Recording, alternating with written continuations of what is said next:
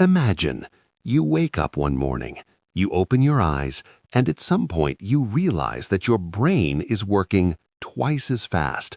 Not a little better, not I'm on top of my game today, but literally twice as powerful. You look at your phone, and for the first time in your entire life, you actually understand the terms and conditions all the way through, voluntarily, without tears. At first, it feels like a superpower. Complex math? Pfft, you solve it before the kettle even comes to a boil. Foreign languages? You open a textbook, and a week later, you're already arguing with native speakers about the meaning of idioms. Books? Before, 300 pages in a week. Now, in an evening. And not just read, but truly understood, completely. At work, the magic begins. You finish tasks faster than anyone, zero mistakes, logic sharp as a machine. Your colleagues look at you and start to suspect that you're either a genius or a robot. Your boss is thrilled for the first 2 days, because on the third day, you start noticing something strange. The tasks are too easy, so easy that your brain starts getting bored.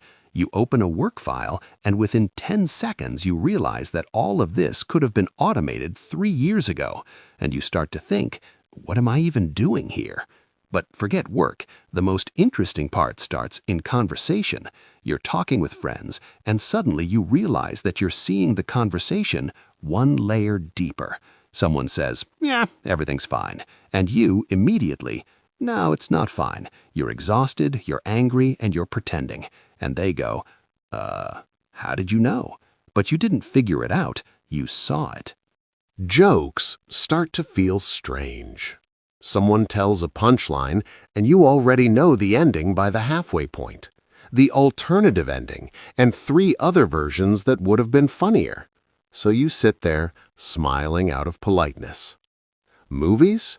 You turn one on, and within 15 minutes you already know who the traitor is, who survives, and exactly where the screenwriter cut corners. A thriller turns into a documentary about the predictability of people. But there are upsides. You start to understand yourself better.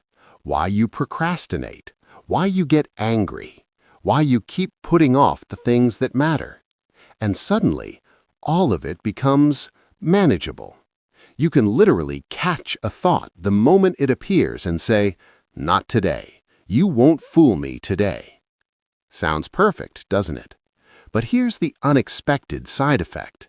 The smarter you become, the harder it gets to enjoy simple things. Before, you could just watch a video and laugh.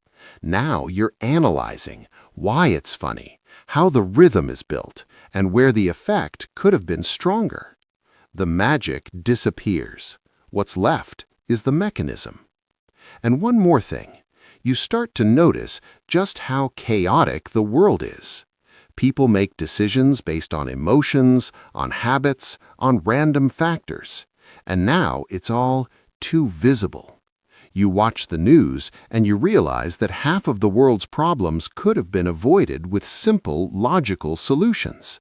But no one makes them. And that's when the real question appears. If you've become twice as smart, but the world hasn't, what do? There are a few options. The first, become the kind of person who optimizes everything. You improve processes, you build systems, you simplify life for others. But there's a catch. People don't always want their lives simplified. Sometimes they want everything to stay exactly as it is. The second option, retreat into your own world. Books, ideas, projects. You create something new, something complex, something beautiful. But there's a risk. The deeper you go, the further you drift from everyone else. And the third option, the hardest one, to learn how to be smart and still hold on to simplicity. Sometimes to pretend you don't see the obvious. Sometimes to laugh at a joke you already saw coming.